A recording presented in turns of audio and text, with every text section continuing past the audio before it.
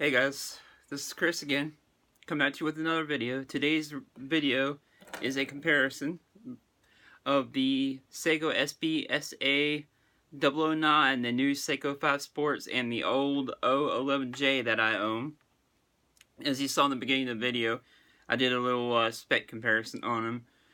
Both these watches are really similar. That's why I felt like it was a good review. Once my buddy Bobby, he is Bobby Legs over at his channel. If you want to go subscribe, I'll put a link down in the description below. I appreciate you lending out the new Seiko 5 Sports. I've been dying to take a look at these. These are pretty cool watches, especially for the money.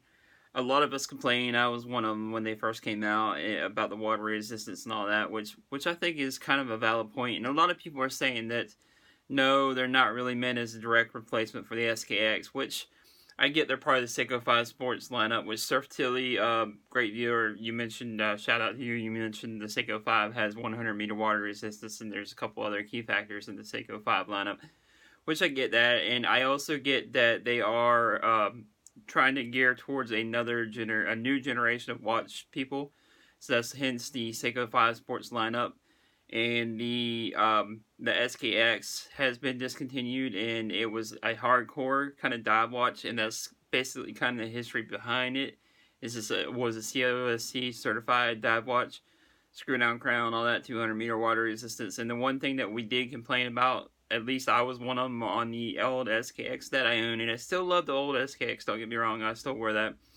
Like I said, that's just one thing that we just would complain about, was the movement, and they did upgrade the movement. They went to the new 4R36 movement, which they did have the 7S26 movement, which was non-hacking, non-hand winding, which was something that was kind of lacking, and they did add that.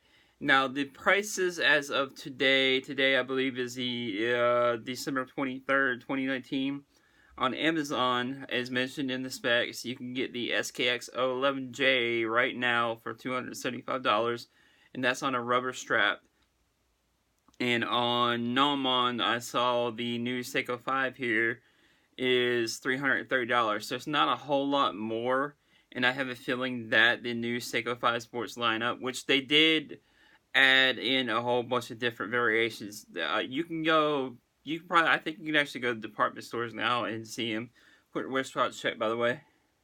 I'm wearing that Omega. Sorry, this is going to be kind of a long-winded video because I feel like this is a decent comparison, and I just want to make sure I go over all the specs on everything. Like I said, you can go to the department store, try on. I saw the new Seiko 5s. They were in Belk, of all places. Now, I didn't really catch the prices or anything. I just saw them in the case there, but you can go try them on if you are interested in trying on the new Seiko 5 Sports. Which, like I said, the specs are really similar on the size and everything. Like I said, they're both 42.5 millimeter diameter. They both have 22 millimeter lugs, so you know it's going to wear exactly the same as the SKX, which is another cool factor. Now, I felt like this one here was one of the most common, or one of the most like designs of the old design. You'll see here a few of the key differences once I go to the desktop, and I'll show you a few of the key differences. One is being the dial. The bezel is not doesn't move as good as the old SKX. But other than that, basically, the differences, like I said, on the new Seiko 5 Sports are the water resistance is only 100 meters, and Seiko says you can swim with it and all that, which with a non-screw-down crown, I would take that with a grain of salt. I don't know if I would recommend swimming with it. It might be alright, you can chance it, but personally, I probably wouldn't personally. My SKX, knock on wood, I've never had any problems. Of course, it's COSC certified. I can go further than any water, which the 100 meter water resistance on the Seiko 5 is decent enough for all of us. That's the most swimming I'll do. I do most swimming, in the ocean and the pool. I don't go diving, so that's one thing. Another thing that's about the Seiko 5 that I think why Seiko was doing that. Most of us aren't divers, so that's probably one of the reasons why they changed it over that. And like I said, a lot of people are saying no, this is not really a replacement for the SKX, but I feel like it's, like I said, it's almost a direct comparison, because it's pretty much the same exact case, the same exact dimensions, everything else.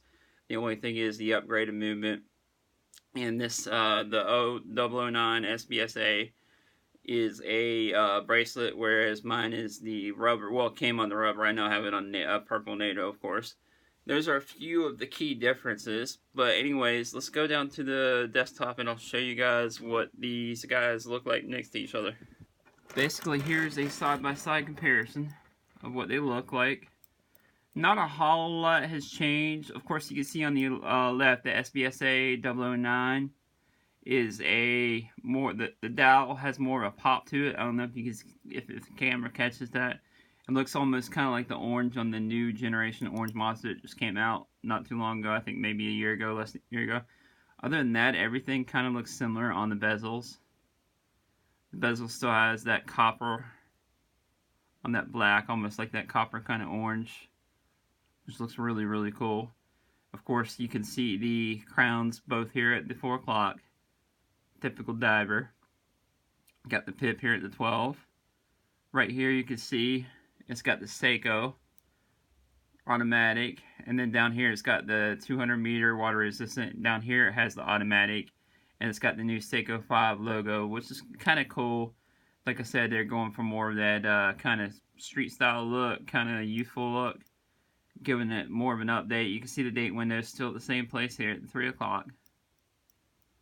Nothing too new about that. Of course, the lug proportions are the same on both of these guys. So they wear the same if you're wondering about the size and everything. They definitely both wear the same. But basically, that's really the only differences on the externals. Are, of course, the dial looks a little bit different. They updated the dial, gave it a more modern look.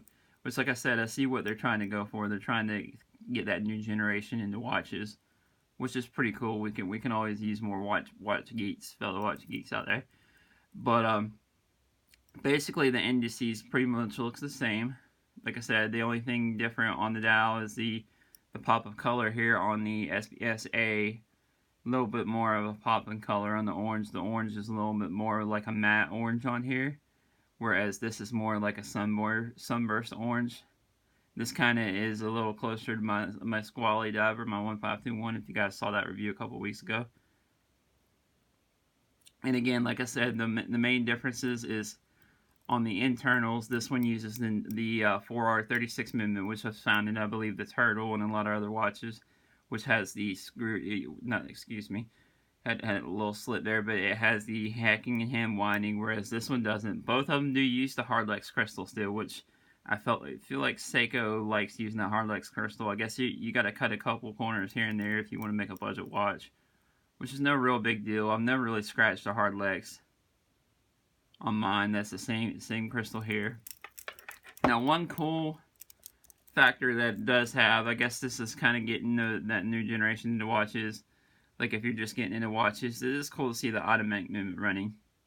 Me, that's not really a big deal. I've seen plenty of those before, but somebody new, you know, this is their first nice watch, first automatic watch, I guess you could say.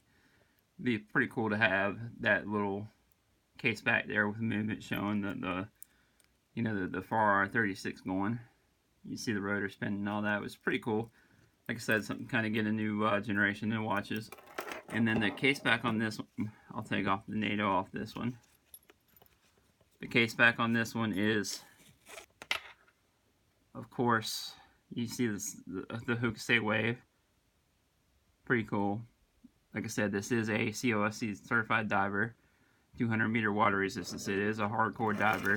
I wouldn't say hardcore as in U1 hardcore, but it is still pretty hardcore. It goes deeper than most of us will go. And I will show you the bezel action on this one. Bezel action on this one is a little smoother, whereas the grip is a little bit tighter on this one. But other than that, that's really the only key differences between these two watches is, of course, the movement. And a lot of us complained, me being one of them, when they first came out, that they were too expensive. And I feel like here by in the next year, these will go back down. I feel like these will go down to the prices closer to these.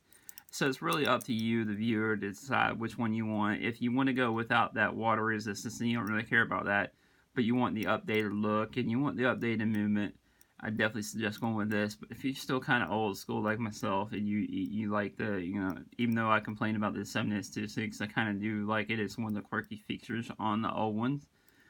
I would stick with this one, and this one does have a lot more designs and everything like that. It's got over like 30, 40 different designs. The combinations are endless on the new Seiko 5 Sports, which is really cool. If you can swing both, go ahead and get both. I mean, you can never have too many watches, right?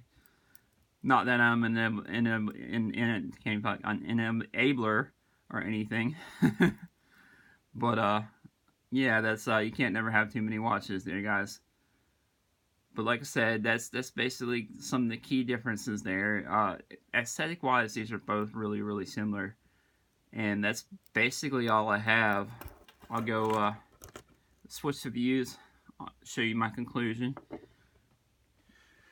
Basically, that's all I have, guys. Like I said, in conclusion, it's a great update. I feel like I was one of the ones that complained until I had originally seen it, and it's kind of growing on me, the new Seiko 5 lineup, which kind of cool. Like I said, Surf Tilly, as he mentioned in the other video when I did the review, the Seiko 5 has to have 100 meter water resistance. There's a couple other factors, if you know down there, on the Seiko 5 lineup, which they've always been known for, and they've always been known for affordability. And like I said, this kind of gets the new generation into watches, which is not necessarily a bad thing. That means more watch, future watch geeks. This will be a lot of people's first nice watch or first automatic watch, just like the old Seiko Skx was. And I know these aren't technically meant as a replacement. I feel like they kind of are, because they have that really similar look. The bezels, the dials are a little bit different. That's about the only thing that's a little bit different, at least on these two models here that I have. The dial's a little bit different, but other than that, and of course, like I said, the movement, the screw down crown, like I said, I'll just leave that up to you guys to decide whether you want the 4 or 36 movement and the less water resistance, or whether you want the 7S26 non-hacking hand winding and you want the more water resistance. Which the non-hacking hand winding doesn't really bother me too much. It kind of grows on you a little bit. At least it does me. I've had the Skx for years. It was like one of my first automatics next to the Orange Monster. But basically that's all I have for today, guys. Let me know what you think down in the comments. And if you haven't already, like and subscribe. I'd like to thank Bobby. Go check out his channel, Bobby Legs, over here on YouTube. Go check out his channel. He's got a lot of different good content coming out. He's out here got a bunch of good content. He knows his stuff, and his editing is really good. Way better, way more on par than my editing on this channel. But anyways, guys, I appreciate it, and I will catch you later.